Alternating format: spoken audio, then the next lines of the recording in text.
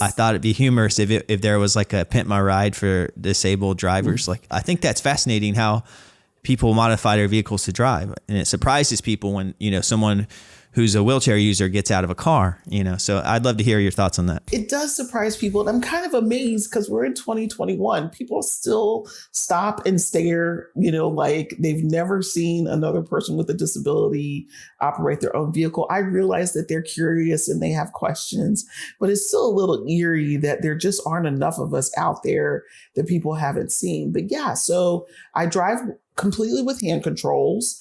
Almost like driving my wheelchair. And actually on Pimp My Ride, do you know they did an episode where they souped up somebody's wheelchair?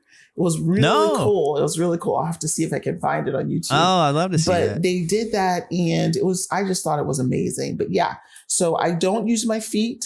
I use my joystick, and I also have what's called a DigiPad.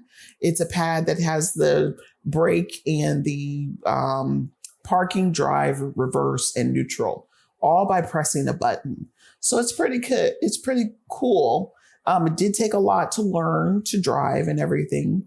And it was nerve-wracking, but I still, managed to get my license. But, how are you going to cope even if you can't drive?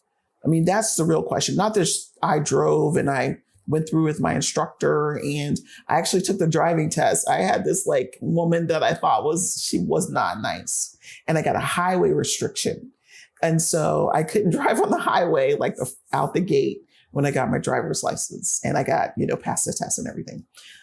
So I was like, I'm going to drive on the highway anyway.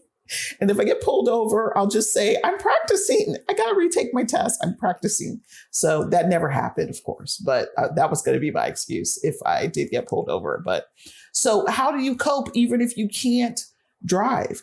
Driving is not everything. It's a wonderful thing. It's freeing, it's freedom, but maybe you live in the city. Maybe you live where there's lots of public transit options. And that's another thing as far as in the chapter about housing, I talk about, how, living on your own, might not be an option, but can you still be as independent as possible? Yes, of course you can. Maybe you have to live with a roommate. Maybe you have to have other shared living arrangements. These things are still doable. You can still maintain your autonomy and your independence, but you also have to come to grips with a level of independence that's right for you. And I think that, you have to search within yourself and define that. I may always have someone living with me and need assistance, for daily activities. That's okay. It's a pill, you swallow it, you just drink it down, but you make sure that you have ways in which you can direct your own life. Even if you need help, you have ways that this is how I am independent. And this is okay for me. Yeah, that's why I live in New York. For public transit, I gave up driving and moved up here because I could use the subway. Yeah, so everything is right. And even New York has a wonderful transit system. I know some New Yorkers may disagree, but they have, but I've been up there and they have the on-demand system where in 10 to 15 minutes, especially if you're in, Midtown and uptown and downtown, you can get a ride, within 10 to 20 minutes. We don't even have that here. And I'm right outside the DC area. It takes about an hour to 2 hours to get a taxi to your place. And sometimes for paratransit, you need to let them know 24 hours in advance.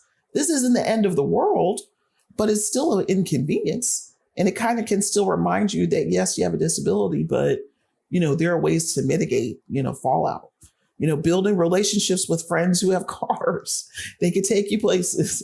You can go this way and that way and just really keeping your options open. So there's a way around all of this that people go through. And that's, the main driving points of this. Yeah. A lot of people complain about the subway, and I won't lie, I do every now and then. But then I kind of remind myself of why I should be thankful for it, and it's all good. Yeah. But my mom lives in. I'm from Hope Mills, North Carolina. That's where I grew up. Mm-hmm. And my mom still lives there, and it's a very small town. Right. And she has RP, and she's legally blind, mm-hmm. and she relies heavily just on her friends, just to get around and to go, to the grocery store and things like that. So, you got to have. She's very lucky to have the support group she has. So Yeah, and it's all about creating a network. You have to create a network. I'm sure they're dependent on her for certain things, and she's dependent on them for certain things. And definitely, it's all about a give and take. And honestly, when you really believe that human beings and human capacity, people are willing to help you.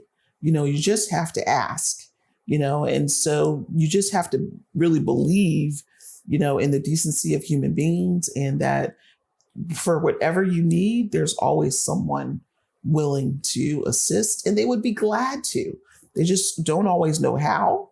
And, it's up to us to really ask for the assistance that we need. People are out there to help in any situation, I believe.